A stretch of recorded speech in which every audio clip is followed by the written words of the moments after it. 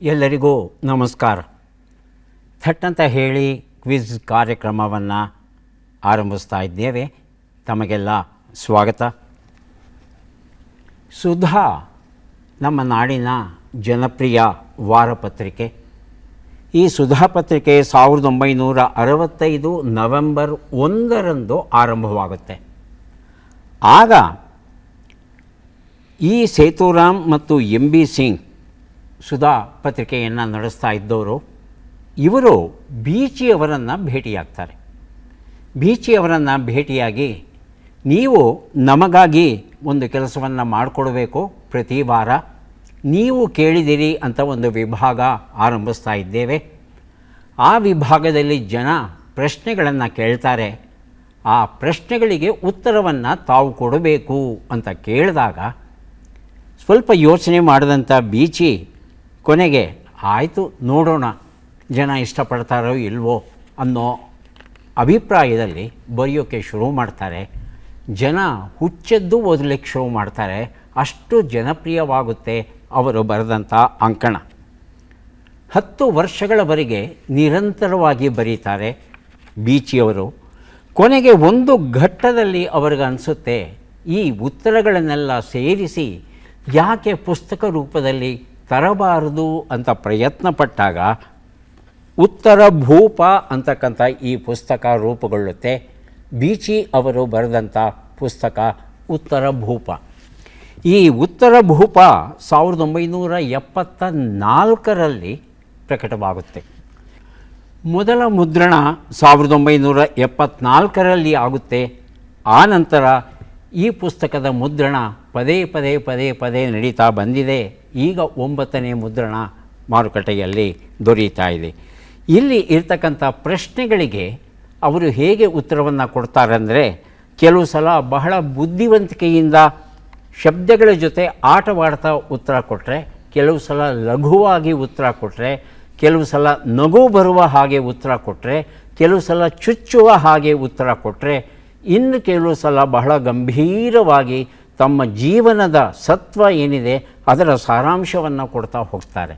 ಹಾಗಾಗಿ ಪ್ರಶ್ನೆ ಕೇಳುವವರ ಮನಸ್ಸು ಏನಿದೆ, ಹೇಗಿದೆ, ತಮಾಷೆಯಾಗಿ ಕೇಳ್ತಿದ್ದಾರಾ, ತನ್ನ ಬುದ್ಧಿವಂತಿಕೆಯನ್ನು ಪರೀಕ್ಷೆ ಮಾಡೋದಕ್ಕೆ ಕೇಳ್ತಿದ್ದಾರಾ, ಅಥವಾ ನಿಜಕ್ಕೂ ಸಮಸ್ಯೆ ಬಂದು ಇವರು ಏನೋ ಮಾರ್ಗದರ್ಶನವನ್ನು ನಿರೀಕ್ಷಿಸಿ ಪ್ರಶ್ನೆಯನ್ನು ಕೇಳ್ತಿದ್ದಾರಾ, ಇದನ್ನು ಮನಸ್ಸಲ್ಲಿ ಇಟ್ಟುಕೊಂಡು ಇವರು ಉತ್ತರವನ್ನು ಕೊಡುವ ಪರಿ ಇದೆಯಲ್ಲ, ಅದು ಇವತ್ತಿಗೂ ಸಹ ನಮಗೆ ಬಹಳ ಖುಷಿಯನ್ನು ಕೊಡುತ್ತೆ. ವಿಶೇಷ ಅಂದರೆ ಈ ಉತ್ತರ ಭೂಪ ಅಂತಕ್ಕಂಥ ಈ ಒಂದು ಪುಸ್ತಕವನ್ನೇ ಆಧಾರವಾಗಿಟ್ಟುಕೊಂಡು ಇಲ್ಲಿರ್ತಕ್ಕಂಥ ಬೀಚಿಯವರ ಉತ್ತರಗಳನ್ನೇ ಬಂಡವಾಳವಾಗಿ ಮಾಡಿಕೊಂಡು ಒಂದು ನಾಟಕವೂ ಸಹ ಕನ್ನಡದಲ್ಲಿ ಪ್ರಯೋಗವಾಗಿದೆ. ಹಾಗಾಗಿ ಇಲ್ಲಿರ್ತಕ್ಕಂಥ ಉತ್ತರಗಳನ್ನು ಇವತ್ತಿಗೂ ನಾವು ಓದಿ ಖುಷಿ ಪಡಬಹುದು. ಕೆಲ ಅರ್ಚಕರು ಕೈಯಲ್ಲಿ ವಾಚು ಮತ್ತು ಚಿನ್ನದುಂಗುರ ಧರಿಸಿ ದೇವರಿಗೆ ಅರ್ಚನೆ ಮಾಡುತ್ತಾರೆ, ಏಕೆ ಸ್ವಾಮಿ ಅಂತ ಒಬ್ಬರು ಕೇಳಿದ್ರೆ ಉತ್ತರ ಬರೀತಾರೆ, ಆ ದೇವರುಗಳ ಜಾತಕದಲ್ಲಿ ಶ್ರೀಮಂತ ಅರ್ಚಕನಿಂದ ಪೂಜೆ ಎಂದಿರಬೇಕು. ಈ ರೀತಿಯಾದ ಉತ್ತರ. ವಾತ್ಸಲ್ಯಮಯಿ ತಂಗಿಯೋರ್ವಳನ್ನಗಲಿ ನೊಂದು ಜೀವನದಲ್ಲಿ ಜಿಗುಪ್ಸೆ ಹೊಂದಿದ ನನಗೆ ಮುಂದಿನ ದಾರಿ ತಿಳಿಸುವಿರಾ? ಒಬ್ಬರು ಪ್ರಶ್ನೆಯನ್ನು ಕೇಳ್ತಾರೆ. ಆಗ ಇವರು ಕೊಡುವ ಉತ್ತರ ನೋಡಿ, ಅಗಲಿಕೆ ಅನಿವಾರ್ಯ, ಪ್ರಕೃತಿ ನಿಯಮ ಅದು. ಜಿಗುಪ್ಸೆ ಹೊಂದಿದರೆ ಏನು ಪ್ರಯೋಜನ? ಈ ನೋವು ನಿಮ್ಮ ಕಣ್ಣನ್ನು ತೆರೆಸಲಿ. ಲೋಕದೆಲ್ಲ ಹೆಣ್ಣುಗಳು ತಂಗಿಯರಾಗಿಯೇ ಕಾಣುತ್ತಾರೆ ನಿಮಗೆ. ನನ್ನ ಅನುಭವವನ್ನೇ ನಿಮಗೆ ಹೇಳಿದ್ದೇನೆ ಸ್ವಾಮಿ ಅನ್ನೋ ಉತ್ತರ ಕೊಡ್ತಾರೆ ಬೀಚಿಯವರು. ಉತ್ತರ ಭೂಪ ಪದೇ ಓದಿ ಸಂತೋಷ ಪಡಬಹುದಾದಂಥ ಸೊಗಸಾದ ಕೃತಿ ಬೀಚಿ ಬರೆದಿರುವಂಥದ್ದು. ಕಾರ್ಯಕ್ರಮವನ್ನು ಆರಂಭಿಸ್ತಾ ಇದ್ದೇವೆ. ಸ್ಪರ್ಧಿಗಳ ಪರಿಚಯ. ಮೊದಲ ಸ್ಪರ್ಧಿ. ಎಲ್ಲರಿಗೂ ನಮಸ್ಕಾರ. ನನ್ನ ಹೆಸರು ಅಶ್ವಿನಿ ಶಾಮೇನ್. ನಾನು ಬೆಂಗಳೂರಿನ JP ನಗರ ಬಡಾವಣೆಯಿಂದ ಬಂದಿದ್ದೇನೆ. ನಾನು ವೃತ್ತಿಯಲ್ಲಿ ಶಿಕ್ಷಕಿ. ನನ್ನ ಹವ್ಯಾಸಗಳು ಸಂಗೀತವನ್ನು ಹೇಳುವುದು ಹಾಗೂ ಕೇಳುವುದು, ಪುಸ್ತಕಗಳನ್ನು ಓದುವುದು, ರಸಪ್ರಶ್ನೆ ಕಾರ್ಯಕ್ರಮಗಳನ್ನು ವೀಕ್ಷಿಸುವುದು. ಅಶ್ವಿನಿ ಅವರಿಗೆ ಸ್ವಾಗತವನ್ನು ಕೋರ್ತಾ ಇದ್ದೇವೆ. ಮುಂದಿನ ಸ್ಪರ್ಧಿ. ಎಲ್ಲರಿಗೂ ನಮಸ್ಕಾರ. ನನ್ನ ಹೆಸರು ಶಿವರಾಜ್ ಅಡರಕಟ್ಟಿ. ಹಾವೇರಿ ಜಿಲ್ಲೆ ರಾಣೆಬೆನ್ನೂರಿನ ಸರ್ಕಾರಿ ಪ್ರೌಢಶಾಲೆ ಮಾರುತಿನಗರ ಅಲ್ಲಿ ಸಹಶಿಕ್ಷಣ ಕೆಲಸವನ್ನು ಮಾಡ್ತಾ ಇದ್ದೇನೆ. ನನ್ನ ಹವ್ಯಾಸಗಳು ಓದುವುದು ಮತ್ತು ಸಂಗೀತವನ್ನು ಕೇಳುವುದು. ಶಿವರಾಜ್ ಅವರಿಗೆ ಸ್ವಾಗತವನ್ನು ಕೋರ್ತಾ ಇದ್ದೇವೆ. ನಮ್ಮ ಮೂರನೆಯ ಸ್ಪರ್ಧಿ. ಎಲ್ಲರಿಗೂ ನಮಸ್ಕಾರ. ನನ್ನ ಹೆಸರು ಶಾರದಾ. ನಾನು ಬೆಂಗಳೂರಿನವಳು. ಶ್ರೀ ವಿದ್ಯಾಮಂದಿರ್ ಎಜುಕೇಷನ್ ಸೊಸೈಟಿಯಲ್ಲಿ ಸಹಶಿಕ್ಷಕಿಯಾಗಿ ಕೆಲಸವನ್ನು ಮಾಡ್ತಿದ್ದೇನೆ. ನನ್ನ ಹವ್ಯಾಸ ಸಂಗೀತ ಕೇಳುವುದು ಮತ್ತು ಹೇಳಿಕೊಡುವುದು, ನೃತ್ಯ ಸಂಯೋಜನೆಯನ್ನು ಮಾಡುತ್ತೇನೆ. ಶಾರದಾ ಅವರಿಗೆ ಸ್ವಾಗತವನ್ನು ಕೋರ್ತಾ ಇದ್ದೇವೆ. ಮೂವರು ಸಿದ್ಧವಾಗಿದ್ದರೆ ಕಾರ್ಯಕ್ರಮ ಆರಂಭಿಸೋಣ. ಮೊದಲಿಗೆ ನಿಯಮಗಳನ್ನು ಒಮ್ಮೆ ನೋಡಿಬಿಡೋಣ. ಒಟ್ಟು 10 ಪ್ರಶ್ನೆಗಳು. ಮೊದಲು ಬಜರ್ ಒತ್ತಿದವರಿಗೆ ಉತ್ತರ ನೀಡುವ ಅವಕಾಶ. ಪ್ರತಿ ಸರಿ ಉತ್ತರಕ್ಕೆ ಒಂದು ಪುಸ್ತಕ ಬಹುಮಾನ. ಆಯ್ಕೆಗಳು ಬರುವ ಮೊದಲೇ ಬಜರ್ ಒತ್ತಿ ಸರಿ ಉತ್ತರ ನೀಡಿದರೆ 2 ಪುಸ್ತಕ ಬಹುಮಾನ. 100 ಅಂಕ ಗಳಿಸಿದವರಿಗೆ ಒಂದು ಪುಸ್ತಕವನ್ನು ವಿಶೇಷ ಬಹುಮಾನವಾಗಿ ಕೊಡ್ತೇವೆ. ನಕಾರಾತ್ಮಕ ತಂತ್ರಗಳಿಗೆ ಅವಕಾಶವಿಲ್ಲ. ಕಾರ್ಯಕ್ರಮದ ಮೊದಲ ಪುಸ್ತಕ, ಮೊದಲ ಪ್ರಶ್ನೆ. ಜೀವ ಭಾವದ ಉಸಿರು, ಜುಗಲ್ಬಂದಿ ಗಜಲ್ಗಳು, ಶ್ರೀಮತಿ ಪ್ರಭಾವತಿ ಎಸ್ ದೇಸಾಯಿ ಹಾಗೂ ಡಾಕ್ಟರ್ ಮಲ್ಲಿನಾಥ್ ಎಸ್ ತಳವಾರ ಬರೆದಿರುವಂಥದ್ದು. ಪ್ರಶ್ನೆ: ಭೀಮಾ ನದಿಯು ಈ ಕೆಳಗಿನ ಯಾವ ರಾಜ್ಯದಲ್ಲಿ ಹರಿಯುವುದಿಲ್ಲ? ಆಯ್ಕೆಗಳನ್ನು ನೋಡೋಣ. ಆಂಧ್ರ ಪ್ರದೇಶ. ಹೇಳಿ ಶಿವರಾಜ್. ಆಂಧ್ರ ಪ್ರದೇಶ. ಆಂಧ್ರ ಪ್ರದೇಶ. ಶಾರದಾ. ಆಂಧ್ರ ಪ್ರದೇಶ. ಆಯ್ಕೆ 3 ತೆಲಂಗಾಣ. ಆಯ್ಕೆ 4 ಮಹಾರಾಷ್ಟ್ರ. ಉತ್ತರವನ್ನು ನೋಡೋಣ. ಆಂಧ್ರ ಪ್ರದೇಶ ಅನ್ನೋದು ಸರಿಯಾದ ಉತ್ತರ ಆಗಿತ್ತು. ಈ ಉತ್ತರವನ್ನು ಶಿವರಾಜ್ ಅವರು ಕೊಟ್ಟಿದ್ದಾರೆ. ಜೀವ ಭಾವದ ಉಸಿರು ಈ ಒಂದು ಪುಸ್ತಕವನ್ನು ಅವರಿಗೆ ಕೊಟ್ಟಿದ್ದೇವೆ. ಭೀಮಾ ನದಿ ಅಂತ ನಾವು ಏನು ಕರ್ನಾಟಕದಲ್ಲಿ ಕರೀತೇವೆ, ಆ ನದಿಯನ್ನು ಚಂದ್ರಭಾಗ ನದಿ ಅಂತ ಮಹಾರಾಷ್ಟ್ರದಲ್ಲಿ ಕರೀತಾರಂತೆ. ಪಶ್ಚಿಮ ಘಟ್ಟದ ಭೀಮಾಶಂಕರ ಬೆಟ್ಟಗಳಲ್ಲಿ ಹುಟ್ಟುತ್ತೆ ಈ ಭೀಮಾ ನದಿ. 3 ರಾಜ್ಯಗಳಲ್ಲಿ ಇದು ಹರಿಯುತ್ತೆ. ಕೊನೆಗೆ ಕರ್ನಾಟಕಕ್ಕೆ ಬಂದು ಇದು ರಾಯಚೂರಿನ ಕಡ್ಲೂರಿನಲ್ಲಿ ಕೃಷ್ಣಾ ನದಿಯ ಜೊತೆ ಇದು ವಿಲೀನವಾಗುತ್ತಂತೆ. ಸುಮಾರು 861 ಕಿಲೋಮೀಟರ್ ದೂರ ಹರಿಯುತ್ತೆ. ಪಂಢರಪುರ ಕ್ಷೇತ್ರ ಈ ನದಿಯ ದಡದಲ್ಲಿದೆ ಅನ್ನೋದನ್ನು ನಾವು ಸ್ಮರಿಸ್ಕೋಬಹುದು. ಮಹಾರಾಷ್ಟ್ರದಲ್ಲಿ ಹುಟ್ಟಿ ತೆಲಂಗಾಣದಲ್ಲಿ ಹರಿದು ಕರ್ನಾಟಕಕ್ಕೆ ಬಂದು ಕೃಷ್ಣೆಯಲ್ಲಿ ವಿಲೀನವಾಗುತ್ತೆ ಭೀಮಾ. ಮುಂದಿನ ಪುಸ್ತಕ ಬೆಳಕಿಲ್ಲದ ದಾರಿ, ಕನಸಿಲ್ಲದ ಹಾದಿ.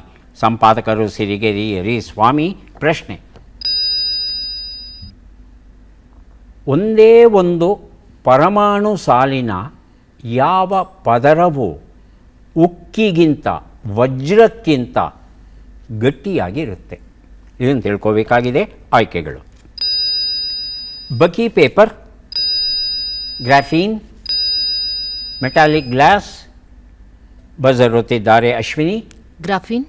ಗ್ರಾಫೀನ್. ಆಯ್ಕೆ 2. ಆಯ್ಕೆ 4 ಡೈನೀಮಾ. ಶಿವರಾಜ್. ಡೈನಿಮಾ. ಉತ್ತರವನ್ನು ನೋಡೋಣ. ಗ್ರಾಫೀನ್ ಉತ್ತರ ಸರಿಯಾಗಿದೆ. ಬೆಳಕಿಲ್ಲದ ದಾರಿ, ಕನಸಿಲ್ಲದ ಹಾದಿ ಈ ಪುಸ್ತಕವನ್ನು ಅಶ್ವಿನಿ ಅವರಿಗೆ ಕೊಟ್ಟಿದ್ದೇವೆ. ಗ್ರಾಫೀನ್ ಅನ್ನೋದು ಕಾರ್ಬನ್ ಪರಮಾಣುವಿನಿಂದ ರೂಪುಗೊಂಡಿರ್ತಕ್ಕಂಥ ರಚನೆ. ಇದು ಒಂದೇ ಒಂದು ಪರಮಾಣು ಸಾಲು ಪದರ ರೂಪುಗೊಂಡಿದೆಯಂತೆ. ಇದು ಈ ಒಂದು ಸಾಲಿನ ಈ ಗ್ರಾಫೀನ್, ಈ ಕಾರ್ಬನ್ ಪರಮಾಣುಗಳ ಪದರ ಏನಿದೆ, ಇದು ಎಷ್ಟು ಶಕ್ತಿಶಾಲಿಯಾದದ್ದು ಅಂದರೆ ಉಕ್ಕಿಗಿಂತ 200 ಪಟ್ಟು ಹೆಚ್ಚು ಶಕ್ತಿಶಾಲಿಯಾದದ್ದಂತೆ. ಇದು ಎಷ್ಟು ತೆಳುವಾಗಿರುತ್ತೆ ಅಂದರೆ ನಮ್ಮ ಮನುಷ್ಯನ ಕೂದಲಿದೆಯಲ್ಲ, ಈ ಕೂದಲನ್ನು ತಗೊಂಡ್ರೆ ಆ ಕೂದಲನ್ನು 10 ಲಕ್ಷ ಸಲ ಸೀಳಿದ್ರೆ ಎಷ್ಟು ತೆಳ್ಳಗಿರೋ ಕೂದಲು ಸಿಗಬಹುದೋ ಅಷ್ಟು ತೆಳ್ಳಗಿರುತ್ತಂತೆ ಈ ಕಾರ್ಬನ್ ಪರಮಾಣುಗಳ ಪದರ. 98% ಪಾರದರ್ಶಕವಾಗಿರುತ್ತಂತೆ ಈ ಒಂದು ಪದರ. ಇದರ ಮೂಲಕ ಹೈಡ್ರೋಜಿನ್ನಂತಹ ಹಗುರ ಅನಿಲ ಏನಿದೆ ಅದು ಸಹ ಸಾಗೋಕ್ಕಾಗಲ್ಲ. ಅಷ್ಟು ಗಟ್ಟಿಯಾಗಿ, ದೃಢವಾಗಿ, ಪಾರದರ್ಶಕವಾಗಿ ಇರುತ್ತಂತೆ ಗ್ರಾಫೀನ್ ಅಂತಕ್ಕಂಥ ಈ ಪದರ. ಮುಂದಿನ ಪುಸ್ತಕ ಬಿಸಿಲು ಗುದುರೆಯ ಬೆನ್ನೇರಿದವ. ಎಚ್ ಶಾಂತರಾಜ ಐತಾಳ ಅವರ ಆತ್ಮಕಥನದ ಕೃತಿ ಇದು. ಪ್ರಶ್ನೆಯನ್ನು ನೋಡೋಣ. ಭೌಗೋಳಿಕ ಸೂಚಕ ಪಟ್ಟಿ ಜಿಯೋಗ್ರಾಫಿಕಲ್ ಇಂಡಿಕೇಟರ್ ಟ್ಯಾಗನ್ನು ಎಷ್ಟು ವರ್ಷಗಳಿಗೊಮ್ಮೆ ನವೀಕರಿಸಬೇಕಾಗುತ್ತದೆ? ಆಯ್ಕೆಗಳನ್ನು ನೋಡೋಣ. 5 ವರ್ಷ, 25 ವರ್ಷ, 10 ವರ್ಷ, 100 ವರ್ಷ. ಮೊದಲಿಗೆ ಅಶ್ವಿನಿ, ಆನಂತರ ಶಿವರಾಜ್. 25 ವರ್ಷ. ಆಯ್ಕೆ 2. ಶಿವರಾಜ್ 10 ವರ್ಷ. 10 ವರ್ಷ. ಆಯ್ಕೆ 3. ಉತ್ತರವನ್ನು ನೋಡೋಣ. ಆಯ್ಕೆ 3 10 ವರ್ಷ ಅನ್ನೋದು ಸರಿಯಾದ ಉತ್ತರ. ಬಿಸಿಲ್ಗುದುರೆಯ ಬೆನ್ನೇರಿದವ ಈ ಒಂದು ಪುಸ್ತಕವನ್ನು ಕೊಟ್ಟಿದ್ದೇನೆ ಶಿವರಾಜ್ ಅವರಿಗೆ. Geographical indications of goods registration and protection act 1999 ಅಂತ ಒಂದು ಕಾಯ್ದೆ ನಮ್ಮ ದೇಶದಲ್ಲಿ ಇದೆ. ಈ ಕಾಯ್ದೆಯ ವ್ಯಾಪ್ತಿಯಲ್ಲಿ ನಾವು ಕೃಷಿ ಉತ್ಪನ್ನಗಳನ್ನು ನೋಂದಾಯಿಸಬಹುದು, ಆಹಾರ ಪದಾರ್ಥಗಳನ್ನು ನೋಂದಾಯಿಸಬಹುದು, ವೈನ್ ನೋಂದಾಯಿಸಬಹುದು, ಗುಡಿ ಕೈಗಾರಿಕೆಗಳನ್ನು ನೋಂದಾಯಿಸಬಹುದು, ಉದ್ಯಮ ಉತ್ಪನ್ನಗಳನ್ನು ನಾವು ನೋಂದಾಯಿಸಬಹುದು. ಒಟ್ಟಲ್ಲಿ ಒಂದು ಪ್ರಾದೇಶಿಕ ಗುರುತು ಸಿಗುತ್ತೆ. ಉದಾಹರಣೆಗೆ ಮೈಸೂರು ಸಿಲ್ಕ್, ಹಾಗಂತಲೇ ಇಡೀ ಜಗತ್ತಲ್ಲೇ ಪ್ರಸಿದ್ಧವಾದದ್ದು. ಮೈಸೂರು ಮಲ್ಲಿಗೆ ಪ್ರಸಿದ್ಧವಾದದ್ದು, ಮೈಸೂರು ಪಾಕ್ ಪ್ರಸಿದ್ಧವಾದದ್ದು. ಇದನ್ನು ಬೇರೆ ಯಾರು ನಕಲು ಮಾಡೋ ಹಾಗಿಲ್ಲ, ಈ ಹೆಸರನ್ನು ಬಳಸೋ ಹಾಗಿಲ್ಲ. ಇದು ಈ ಒಂದು ಸೂಚಕದ ಲಾಭ ನಮಗೆ. ಭಾರತದಲ್ಲಿರ್ತಕ್ಕಂಥ ಎಲ್ಲ ರಾಜ್ಯಗಳು ತಮ್ಮ ತಮ್ಮ ರಾಜ್ಯಗಳ ವಿಶೇಷಗಳನ್ನು ಈ ಸೂಚಕದ ವ್ಯಾಪ್ತಿಯಲ್ಲಿ ತಂದಿವೆ. ಹೀಗೆ ತಂದಿರತಕ್ಕಂಥ ಪಟ್ಟಿಯನ್ನು ನೋಡ್ತು ಅಂದರೆ ನಮ್ಮ ಕರ್ನಾಟಕ ಬಹಳ ಮುಂದೆ ಇದೆ. 46 ಸೂಚಕಗಳು ಕರ್ನಾಟಕದ ಹೆಸರಲ್ಲಿ ಇದೆಯಂತೆ. 20 ಗುಡಿ ಕೈಗಾರಿಕೆಗಳು, 20 ಕೃಷಿಗೆ ಸಂಬಂಧಪಟ್ಟಂಥವು ಮತ್ತು 3 ಉತ್ಪನ್ನಗಳು ಅಂದರೆ ಕಾರ್ಖಾನೆಗಳಲ್ಲಿ ಉತ್ಪಾದನೆಯಾಗಿರುವಂಥದ್ದು. ಇನ್ನೂ ಒಂದು ವಿಶೇಷ ಏನಂದರೆ, ಕೇವಲ ಮೈಸೂರು ಜಿಲ್ಲೆ ಇದೆಯಲ್ಲ, ಹಳೆಯ ಮೈಸೂರು ಸಂಸ್ಥಾನ, ಮೈಸೂರು ಜಿಲ್ಲೆ, ಆ ಜಿಲ್ಲೆಯದ್ದೇ 16 ಸೂಚಕಗಳು ಇವೆಯಂತೆ. ಹೆಮ್ಮೆ ಪಡುವಂಥ ವಿಚಾರ. ಆವರ್ತ ಆಶಾ ರಘು ಬರೆದಂಥ ಕಾದಂಬರಿ ಪ್ರಶ್ನೆ. ಎನ್ ಲಕ್ಷ್ಮೀನಾರಾಯಣ್ ಅವರು ನಿರ್ದೇಶಿಸಿದ ಕೊನೆಯ ಚಲನಚಿತ್ರ ಯಾವುದು? ಆಯ್ಕೆಗಳನ್ನು ನೋಡೋಣ. ಶಾಪ, ಮುಯ್ಯಿ, ಉಯ್ಯಾಲೆ, ಬೆಟ್ಟದ ಹೂವು. ಮೊದಲಿಗೆ ಅಶ್ವಿನಿ, ನಂತರ ಶಿವರಾಜ್. ಉಯ್ಯಾಲೆ. ಉಯ್ಯಾಲೆ ಆಯ್ಕೆ 3. ಶಿವರಾಜ್ ಶಾಪ. ಶಾಪ ಆಯ್ಕೆ 1. ಉತ್ತರವನ್ನು ನೋಡೋಣ. ಸರಿಯಾದ ಉತ್ತರ ಬೆಟ್ಟದ ಹೂವು ಆಗಿತ್ತು. ಫೆಬ್ರವರಿ 16, 1991ರಲ್ಲಿ ಮರಣಿಸ್ತಾರೆ ಎನ್ ಲಕ್ಷ್ಮೀನಾರಾಯಣ್ ಅವರು. ಬಹುದೊಡ್ಡ ಹೆಸರು. ಹೆಚ್ಚು ಚಿತ್ರಗಳನ್ನು ನಿರ್ದೇಶನ ಮಾಡದೇ ಇದ್ದರು. ಅವರು ಮಾಡಿದಂಥ ಅಷ್ಟೂ ಚಿತ್ರಗಳಿಗೆ ಒಂದಲ್ಲ ಒಂದು ಪ್ರಶಸ್ತಿ ದೊರೆತಿರೋದು ಬಹಳ ಮುಖ್ಯವಾದಂಥ ವಿಚಾರ. ಹಾಗೆಯೇ ಚಲನಚಿತ್ರ ನಿರ್ದೇಶನಕ್ಕಾಗಿ ಅಂತಾರಾಷ್ಟ್ರೀಯ ಮಟ್ಟದಲ್ಲಿ ಮೊದಲ ಬಾರಿಗೆ ಪ್ರಶಸ್ತಿಯನ್ನು ಪಡೆದಂಥ ಕನ್ನಡಿಗ ಅನ್ನುವುದು ಸಹ ಇವರ ಹೆಸರಲ್ಲಿ ಇರತಕ್ಕಂಥ ಒಂದು ಅಳಿಸಲಾಗದಂಥ ಅದ್ಭುತವಾದ ದಾಖಲೆ. ಮುಂದಿನ ಪುಸ್ತಕ ಕಥಾ ಸಂಕಲನ ಲೀಕ್ಔಟ್. ಅಕ್ಷತಾ ಪಾಂಡವಪುರ ಇದನ್ನು ಬರೆದಿದ್ದಾರೆ. ನಮ್ಮ ಪ್ರಶ್ನೆ, ಬಿಟ್ಟ ಅಕ್ಷರಗಳನ್ನು ತುಂಬಿ.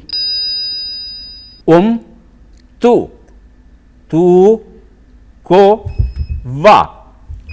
ಪ್ರಶ್ನೆಯನ್ನು ಓದಿ ಮುಗಿಸೋಷ್ಟರಲ್ಲಿ ಶಾರದಾ, ಅಶ್ವಿನಿ ಇಬ್ಬರು ಬಜರುತ್ತಿದ್ದಾರೆ.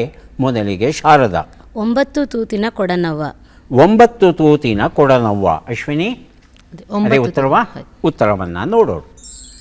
ಉತ್ತರ ಸರಿಯಾಗಿದೆ.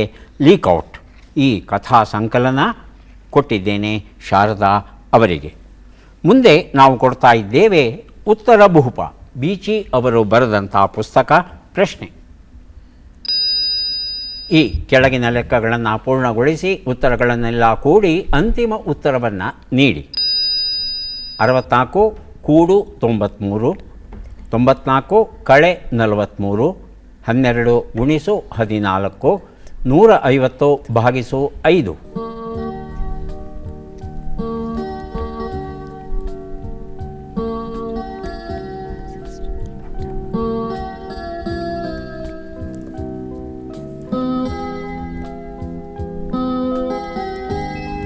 ಬಜರುತ್ತಿದ್ದಾರೆ ಶಿವರಾಜ್ ಅವರು.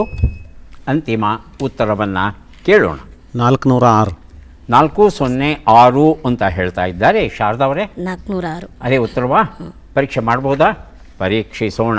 ಒಂದು ಉತ್ತರ 157, 51, 168, 30 ಎಲ್ಲವನ್ನು ಕೂಡಿದರೆ 406 ಬಂದಿದೆ. ಈ ಉತ್ತರವನ್ನು ಮೊದಲು ಕೊಟ್ಟವರು ಶಿವರಾಜ್ ಅವರು.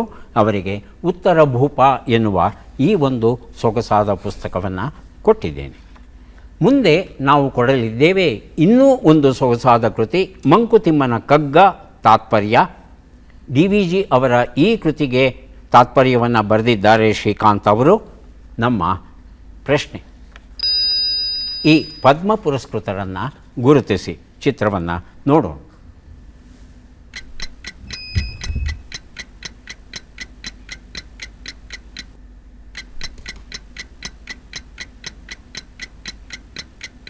ಮೊದಲು ಬಜರ್ ಒತ್ತಿದ್ದಾರೆ ಶಿವರಾಜ್ ಅವರು, ಆನಂತರ ಅಶ್ವಿನಿ.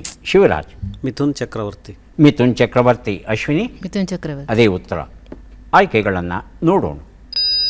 ಮಿಥುನ್ ಚಕ್ರವರ್ತಿ, ಚಂದ್ರೇಶ್ವರ ಪ್ರಸಾದ್ ಠಾಕೂರ್, ಸತ್ಯವ್ರತ ಮುಖರ್ಜಿ, ಅಶೋಕ್ ಕುಮಾರ್ ಬಿಶ್ವಾಸ್. ತಾವು ಹೇಳ್ತಾ ಇದ್ದೀರಿ ಮಿಥುನ್ ಚಕ್ರವರ್ತಿ ಅಂತ, ಹೌದಾ? ನೋಡೋಣ. ಮಿಥುನ್ ಚಕ್ರವರ್ತಿ ಉತ್ತರ ಸರಿಯಾಗಿದೆ. ಈ ಉತ್ತರವನ್ನು ಮೊದಲು ಕೊಟ್ಟವರು ಶಿವರಾಜ್ ಅವರು. ಮಂಕುತಿಮ್ಮನ ಕಗ್ಗ ಈ ಪುಸ್ತಕ. ಆಯ್ಕೆಗಳು ಬರೋದಕ್ಕೆ ಮೊದಲೇ ಉತ್ತರ ಕೊಟ್ಟಿರೋ ಕಾರಣ ಆವರ್ತ ಎನ್ನುವ ಕಾದಂಬರಿ. ಒಟ್ಟು 2 ಪುಸ್ತಕಗಳನ್ನು ಕೊಟ್ಟಿದ್ದೇನೆ ಶಿವರಾಜ್ ಅವರಿಗೆ. ಇವರ ಪೂರ್ಣ ಹೆಸರು ಗೌರಾಂಗ್ ಚಕ್ರವರ್ತಿ ಅಂತ. ಈ ಗೌರಾಂಗ್ ಚಕ್ರವರ್ತಿ ಅಂತಕ್ಕಂಥ ಈ ವ್ಯಕ್ತಿ ಚಿತ್ರರಂಗದಲ್ಲಿ ಮಿಥುನ್ ಚಕ್ರವರ್ತಿ ಅಂತ ಪ್ರಸಿದ್ಧನಾಗಿದ್ದಾನೆ. ಈತ ಮೂಲತಃ ಬಂಗಾಳಿ ಮತ್ತು ಹಿಂದಿ ಭಾಷೆಯ ಚಿತ್ರಗಳಲ್ಲಿ ಅಭಿನಯಿಸುವಂಥ ನಟ. ಪದ್ಮಭೂಷಣ ಗೌರವ ಇವರಿಗೆ ದೊರೆತಿದೆ. ಈತ ನಟನೆಯ ಜೊತೆಯಲ್ಲಿ ಲೇಖಕನೂ ಆಗಿ, ಗಾಯಕನೂ ಆಗಿ, ನಿರ್ಮಾಪಕನೂ ಆಗಿ, ರಾಜಕಾರಣದಲ್ಲೂ ಸಹ ಈತ ಪ್ರವೇಶವನ್ನು ಪಡೆದಿದ್ದಾನೆ. 3 ಬಾರಿ ಅತ್ಯುತ್ತಮ ನಟ ರಾಷ್ಟ್ರೀಯ ಪ್ರಶಸ್ತಿಯನ್ನು ಗಳಿಸಿದ್ದಾರಂತೆ ಮಿಥುನ್ ಚಕ್ರವರ್ತಿ. ಮುಂದಿನ ಪುಸ್ತಕ ಹುಯಿಲಗೋಳ ನಾರಾಯಣ ರಾಯರ ಜೀವನ ಮತ್ತು ಸಾಧನೆ. ರಾಧಾ ಕುಲಕರ್ಣಿ ಬರೆದಿರುವಂಥದ್ದು. ನಮ್ಮ ಪ್ರಶ್ನೆ, ಈ ಅಕ್ಷರಗಳನ್ನು ಸರಿಯಾಗಿ ಜೋಡಿಸಿ. ಅಕ್ಷರಗಳು ಸೆ, ರಿ, ನು, ಹ, ಬೆ, ಡು, ಯಾ, ಕೋ.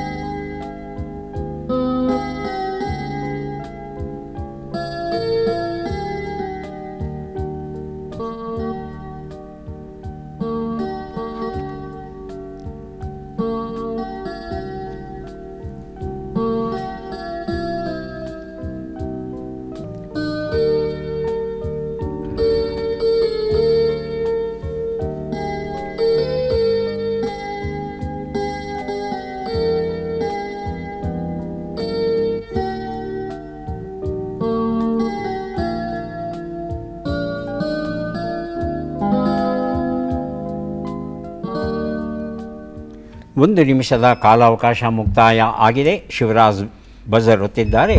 ಉತ್ತರ ಹಯ ಸೇರಿ ಕೊಡುವೆನು. ಹಾಂ, ಹಯ ಸೇರಿ ಕೊಡುವೆನು ಅಂದರೆ ಅರ್ಥ ಗೊತ್ತಾಗಲಿಲ್ಲ. ಶಾರದವರು. ಹರಿ ಸೇವೆಯ ಕೊಡುಹನು. ಹರಿ ಸೇವೆಯ ಹರಿ ಸೇವೆ ಅಂದರೆ 5 ಅಕ್ಷರ ಆಯಿತು, ಇನ್ನು 3 ಅಕ್ಷರ ಬೇಕು. ಕೊಡು. ಸರಿಯಾಗಿದೆ, ಹೇಳಿ. ಹರಿ ಸೇವೆಯ ಕೊಡನು. ಅರ್ಥವತ್ತಾಗಿ ಜೋಡಿಸಿ ಅದನ್ನೇ. ನಿಮಿಷ. ಹರಿ ಸೇವೆಯ ಕೊಡುನು. ಕೊಡು. ಹರಿ ಸೇವೆಯ ಕೊಡನು. ಬಜರ್ ಒತ್ತಿದ್ದಾರೆ, ಅವ್ರಿಗೊಂದು ಅವಕಾಶ. ಹರಿ ಸೇವೆಯ ಕೊಡುನು.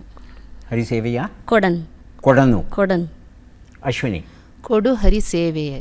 ಕೊಡು ಹರಿಯೇ ಸೇವೆ. ಕೊಡು ಹರಿ ಸೇವೆ. ಕೊಡು ಹರಿಯೇ ಸೇವೆ. ಕೊಡು ಸೇವೆಯ ಹರಿಯೇ. ಗೊಂದಲ ಆಗ್ತಾ ಇದೆ ನನಗೆ. ಸೇವೆಯನ್ನು ಕೊಡು ಹರಿ. ಇಲ್ಲ ಸರ್, ತಾವು ಹೇಳಬೇಡಿ. ಕೊಡು ಹರಿ ಸರ್, ಸೇವೆ. ಸೇವೆಯನ್ನು ಕೊಡು ಹರಿಯೇ. ಹೇಳಿ. ಸೇವೆಯನ್ನು ಕೊಡು ಹರಿಯೇ. ಸೇವೆಯನ್ನು ಕೊಡು ಹರಿ ಹರಿ ಹರಿ ಅಷ್ಟೇ, ಹರಿಯೇ ಇಲ್ಲ, ಇಲ್ಲ, ಹರಿ. ಹರಿ. ಓಕೆ, ಉತ್ತರವನ್ನು ನೋಡೋಣ. ಸೇವೆಯನ್ನು ಕೊಡು ಹರಿ ಅಷ್ಟೇ, ಹರಿಯೇ ಅಂದರೆ ಒಂದು ಅಕ್ಷರ ಹೆಚ್ಚುವರಿ ಆಗುತ್ತೆ. ಹಾಗೂ ಹೀಗೂ ಮಾಡಿ ಉತ್ತರವನ್ನು ಕೊಟ್ಟಿದ್ದೀರಾ. ಹುಯಿಲಗೋಳ ನಾರಾಯಣರಾಯರ ಜೀವನ ಸಾಧನೆಯ ಪುಸ್ತಕವನ್ನು ತಮಗೆ ಕೊಟ್ಟಿದ್ದೇವೆ. 3 ಪುಸ್ತಕವನ್ನು ಕೊಡೋಕ್ಕೆ ಸಿದ್ಧವಾಗಿದ್ದೇವೆ. ಪದಬಂಧ ಬಂದಿದೆ. ಸುಳುಹುಗಳನ್ನು ನೋಡೋಣ. ಸುಳುಹುಗಳು: ಆಸರೆ ನೀಡುವವನು, ಪೋಷಿಸುವವನು, ಋಷಿಗಳ ವಾಸಸ್ಥಾನ, ಬೀಳ್ಕೊಡುಗೆ. ಮೊದಲಿಗೆ ಶಿವರಾಜ್, ಆನಂತರ ಶಾರದಾ ಬಸರುತ್ತಿದ್ದಾರೆ. ಶಿವರಾಜ್ ಒಂದು ಉತ್ತರ. ಆಶ್ರಯದಾತ. ಆಶ್ರಯದಾತ ಉತ್ತರವನ್ನು ನೋಡೋಣ. ಆಶ್ರಯದಾತ ಉತ್ತರ ಸರಿಯಾಗಿದೆ. ಮಾವ ಮಾತಾಡೋ ನಗೆ ಬರಹಗಳ ಸಂಗ್ರಹದ ಕೃತಿ ಕೊಟ್ಟಿದ್ದೇನೆ ಶಿವರಾಜ್ ಅವರಿಗೆ. ತಮಗೆ ಅವಕಾಶ ಸಿಗುತ್ತೆ 2-3, ತಾವು ಪ್ರಯತ್ನಿಸಿ. 2 ಉತ್ತರ. ಋಷಿಗಳ ವಾಸಸ್ಥಾನ, ಆಶ್ರಮ. ಆಶ್ರಮ ಉತ್ತರವನ್ನು ನೋಡೋಣ. ಆಶ್ರಮ ಉತ್ತರ ಸರಿಯಾಗಿದೆ. 7 ಸಹೋದರಿಯರು 21 ದಿನಗಳು ಈ ಪುಸ್ತಕ ಕೊಟ್ಟಿದ್ದೇನೆ. 3 ಉತ್ತರ. ವಿದಾಯ. ವಿದಾಯ ಉತ್ತರವನ್ನು ನೋಡೋಣ. ವಿದಾಯ ಉತ್ತರ ಸರಿಯಾಗಿದೆ. ಏರಿ ರಂಗಮಂಚ ತೋರಿ ಈ ಪ್ರಪಂಚ, ಡಾಕ್ಟರ್ ರಾಧಾ ಕುಲಕರ್ಣಿ ಬರೆದ ಏಕಾಂಕ ನಾಟಕಗಳ ಪುಸ್ತಕ ಕೊಟ್ಟಿದ್ದೇನೆ ಶಿವರಾಜ್ ಅವರಿಗೆ. 3 ಪುಸ್ತಕ ತಮಗೆ ದೊರೆತಿದೆ. ಈಗ ನಾವು ಬಂದಿದ್ದೇವೆ ಕೊನೆಯ ಘಟ್ಟಕ್ಕೆ. 5 ಪ್ರಶ್ನೆಗಳು. ಚಟ್ಪಟ್ ಚಿನ್ಕುರುಳಿ. ಅಶ್ವಿನಿ ಅವರಿಗೆ ಅವಕಾಶ ಸಿದ್ಧವಾಗಿದ್ದರೆ ಪ್ರಶ್ನೆಗಳನ್ನು ಆರಂಭಿಸ್ತೇವೆ. ಮೊದಲ ಪ್ರಶ್ನೆ: ದಂಡೆಗೆ ಹತ್ತು ಎನ್ನುವ ನುಡಿಗಟ್ಟಿನ ಅರ್ಥವೇನು? ಗುರಿಯನ್ನು ಮುಟ್ಟು, ನೀರಿನಿಂದ ಹೊರಬರು. ಗುರಿಯನ್ನು ಮುಟ್ಟು. ಮುಂದಿನ ಪ್ರಶ್ನೆ: 4 ಕಂಬಗಳ ಮಂಟಪ ಎಂಬ ಅರ್ಥವನ್ನು ಕೊಡುವ ಶಬ್ದ ಯಾವುದು? ಚದುಕ, ಚಿದುಕ. ಚದುಕ. ಮುಂದಿನ ಪ್ರಶ್ನೆ: ಯಮನು ವಿದುರನಾಗಿ ಜನಿಸುವಂತೆ ಯಾರು ಶಾಪವನ್ನು ನೀಡಿದರು? ದುರ್ವಾಸ, ಅಣಿಮಾಂಡವ್ಯ. ದುರ್ವಾಸ. ಮುಂದಿನ ಪ್ರಶ್ನೆ: ಈ ಗಾದೆಯನ್ನು ಪೂರ್ಣಗೊಳಿಸಿ. ಹಗ್ಗಕ್ಕೆ ಹಾರದ ಮೂಳೆ.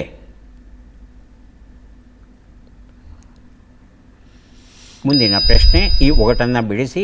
ಆಕಾಶದಲ್ಲಾಡೋ ಗಿಡುಗ, ಅದರ ಕಾಲಿಗೆ ಬೆಳ್ಳಿ ಕಡಗ, ಹಾಕಿದವನು ನಮ್ಮೂರ ಹುಡುಗ. ಉತ್ತರವನ್ನು ನೋಡ್ತಾ ಹೋಗೋಣ. 1 ಉತ್ತರ. ದಂಡೆಗೆ ಹತ್ತು, ಗುರಿಯನ್ನು ಮುಟ್ಟು ಸರಿಯಾಗಿದೆ. 2 ಉತ್ತರ. ಚದುಕ ಸರಿಯಾಗಿದೆ. 3 ಉತ್ತರ. ಅಣಿಮಾಂಡವ್ಯ ಆಗಿದ್ದ ದುರ್ವಾಸ ಅಲ್ಲ. 4ನೇ ಪ್ರಶ್ನೆಗೆ ಉತ್ತರ. ಹಗ್ಗಕ್ಕೆ ಹಾರದ ಮೂಳೆ, ಸ್ವರ್ಗಕ್ಕೆ ಹಾರುವೆ ಎಂದಳಂತೆ. 5ನೇ ಪ್ರಶ್ನೆಗೆ ಉತ್ತರ ಒನಕೆ ಆಗಿತ್ತು. 2 ಪ್ರಶ್ನೆಗಳಿಗೆ ತಾವು ಸರಿಯಾದ ಉತ್ತರ ಕೊಟ್ಟಿದ್ದೀರಿ. 2 ಪುಸ್ತಕಗಳನ್ನು ತಮಗೆ ಕೊಟ್ಟಿದ್ದೇವೆ. ಈಗ ಅವಕಾಶ ಶಿವರಾಜ್ ಅವರಿಗೆ ಬರ್ತಾ ಇದೆ. ಸಿದ್ಧವಾಗಿದ್ದೀರಾ? ಮೊದಲ ಪ್ರಶ್ನೆ: ದಕ್ಕು ಹಾಕಿಕೊಳ್ಳು ಎನ್ನುವ ನುಡಿಗಟ್ಟಿನ ಅರ್ಥವೇನು? ಸ್ವಾಧೀನ ಮಾಡಿಕೊಳ್ಳು, ಪರಾಧೀನ ಮಾಡು. ಸ್ವಾಧೀನ ಮಾಡಿಕೊಳ್ಳು. ಮುಂದಿನ ಪ್ರಶ್ನೆ: ವಂಚನೆ, ಮೋಸ ಎಂಬ ಅರ್ಥವನ್ನು ಕೊಡುವ ಶಬ್ದ ಯಾವುದು? ಚೆದುಪು, ಕದಪು. ಕದಪು. ಮುಂದಿನ ಪ್ರಶ್ನೆ: ರಾಮಾಯಣದಲ್ಲಿ ಅತಿಕಾಯ ರಾವಣನ ಮಗ, ತಾಯಿಯ ಹೆಸರೇನು? ಮಧುಮಾಲಿನಿ, ಧಾನ್ಯಮಾಲಿನಿ. ಧಾನ್ಯಮಾಲಿನಿ. ಮುಂದಿನ ಪ್ರಶ್ನೆ: ಈ ಗಾದೆಯನ್ನು ಪೂರ್ಣಗೊಳಿಸಿ. ಬಂಗಿ ಸೇದುವವನಿಗೆ ಅಂಗಿ ಬೇಡ. ಮುಂದಿನ ಪ್ರಶ್ನೆ: ಈ ಒಗಟನ್ನು ಬಿಡಿಸಿ. ಆಕಾಶ ಕಾಣದ ನೀರು, ಅಗಸ ಕಾಣದ ಬಂಡೆ. ಉತ್ತರವನ್ನು ನೋಡ್ತಾ ಹೋಗೋಣ. 1 ಉತ್ತರ. ದಕ್ಕು ಹಾಕಿಕೊಳ್ಳು, ಸ್ವಾಧೀನ ಮಾಡಿಕೊಳ್ಳು. ಉತ್ತರ ಸರಿಯಾಗಿದೆ. 2 ಉತ್ತರ. ವಂಚನೆ, ಮೋಸ, ಚದುಪು ಸರಿಯಾದ ಉತ್ತರ ಆಗಿತ್ತು. ಕದುಪು ಅಂತ ತಾವು ಹೇಳಿದ್ರಿ. 3ನೇ ಪ್ರಶ್ನೆಗೆ ಉತ್ತರ ಧಾನ್ಯ ಮಾಲಿನಿ, ಸರಿಯಾದ ಉತ್ತರ ಕೊಟ್ಟಿದ್ದೀರಿ. 4ನೇ ಪ್ರಶ್ನೆಗೆ ಉತ್ತರ ಭಂಗಿ ಸೇದುವವನಿಗೆ ಅಂಗಿ ಬೇಡ, ನಶ್ಯ ಹಾಕುವವಳಿಗೆ ಮೂಗುತಿ ಬೇಡ ಅನ್ನೋದು ಸರಿಯಾದ ರೂಪ. 5ನೇ ಪ್ರಶ್ನೆಗೆ ಸರಿಯಾದ ಉತ್ತರ ತೆಂಗು ಆಗಿತ್ತು. ಹಾಗಾಗಿ 2 ಪ್ರಶ್ನೆಗೆ ತಾವು ಸರಿಯಾದ ಉತ್ತರವನ್ನು ಕೊಟ್ಟಿದ್ದೀರಾ. 2 ಪುಸ್ತಕಗಳನ್ನು ತಮಗೆ ಕೊಡ್ತಾ ಇದ್ದೇವೆ. ಈಗ ಶಾರದಾ ಅವರಿಗೆ ಅವಕಾಶ ಬರ್ತಾ ಇದೆ. ಸಿದ್ಧವಾಗಿದ್ದರೆ ಆರಂಭಿಸ್ತೇವೆ. ಮೊದಲ ಪ್ರಶ್ನೆ, ದಗಾ ಕೊಡು ಎನ್ನುವ ನುಡಿಗಟ್ಟಿನ ಅರ್ಥವೇನು? ಮೋಸವನ್ನು ಮಾಡು, ಔಷಧವನ್ನು ಕೊಡು. ಔಷಧವನ್ನು ಕೊಡು.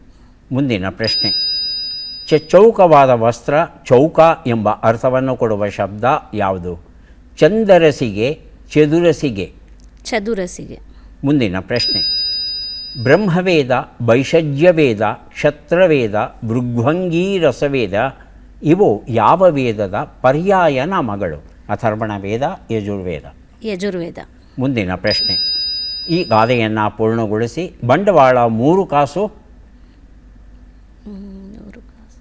ಮುಂದಿನ ಪ್ರಶ್ನೆ, ಈ ಒಗಟನ್ನು ಬಿಡಿಸಿ.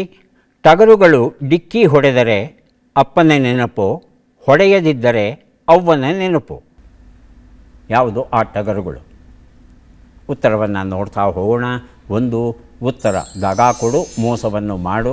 ಸರಿಯಾದ ಉತ್ತರ ಕೊಟ್ಟಿದ್ದೀರಿ ಅಲ್ವಾ? ಅಲ್ಲ, ಔಷಧವನ್ನು ಕೊಡು ಅಂತ ಹೇಳಿದ್ರಿ. 2ನೇ ಪ್ರಶ್ನೆಗೆ ಉತ್ತರ ಇದು ಚದುರಸಿಗೆ ಆಗಿತ್ತು. ಕೊಟ್ಟಿದ್ದೀರಾ? ಕೊಟ್ಟಿದ್ದೀರಿ. 3ನೇ ಪ್ರಶ್ನೆಗೆ ಉತ್ತರ ಅಥರ್ವಣ ವೇದ ಆಗಿತ್ತು, ಯಜುರ್ವೇದ ಅಂದರೆ. 4ನೇ ಪ್ರಶ್ನೆಗೆ ಉತ್ತರ ಬಂಡವಾಳ 3 ಕಾಸು, ಬಡಿವಾರ 6 ಕಾಸು ಆಗಿತ್ತು. 5 ಉತ್ತರ ತುಟಿಗಳು. 1 ಪ್ರಶ್ನೆಗೆ ಮಾತ್ರ ಸರಿಯಾದ ಉತ್ತರ ಕೊಟ್ಟಿದ್ದೀರಿ. 1 ಪುಸ್ತಕವನ್ನು ತಮಗೆ ಕೊಟ್ಟಿದ್ದೇವೆ. ಯಾರಿಗೆ ಎಷ್ಟು ಪುಸ್ತಕ ಬಂದಿವೆ ಅದನ್ನು ನೋಡುವ ಕ್ಷಣ ಈಗ ಬಂತು. ಅಶ್ವಿನಿ ಅವರಿಗೆ ದೊರೆಯುತ್ತಾ ಇದೆ 3 ಪುಸ್ತಕಗಳನ್ನು ಸ್ವೀಕರಿಸಿ ಕಾರ್ಯಕ್ರಮದಲ್ಲಿ ಭಾಗಿಯಾಗಿದ್ದಕ್ಕೆ ತಮಗೆ ಅಭಿನಂದನೆಗಳನ್ನು ಸಲ್ಲಿಸ್ತಾ ಇದ್ದೇವೆ.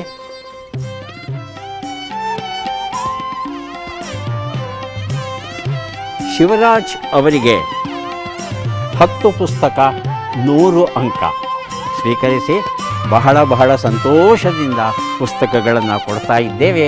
ಜೊತೆಗೆ 100 ಅಂಕಗಳನ್ನು ಗಳಿಸಿದರೆ ಒಂದು ಪುಸ್ತಕವನ್ನು ವಿಶೇಷ ಬಹುಮಾನವಾಗಿ ಕೊಡ್ತೇವೆ.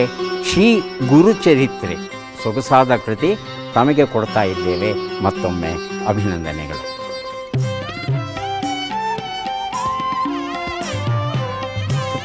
ತಮಗೂ ಸಹ 3 ಪುಸ್ತಕ ಸಿಗ್ತಾ ಇದೆ, ಸ್ವೀಕರಿಸಿ. ಅಭಿನಂದನೆಗಳು.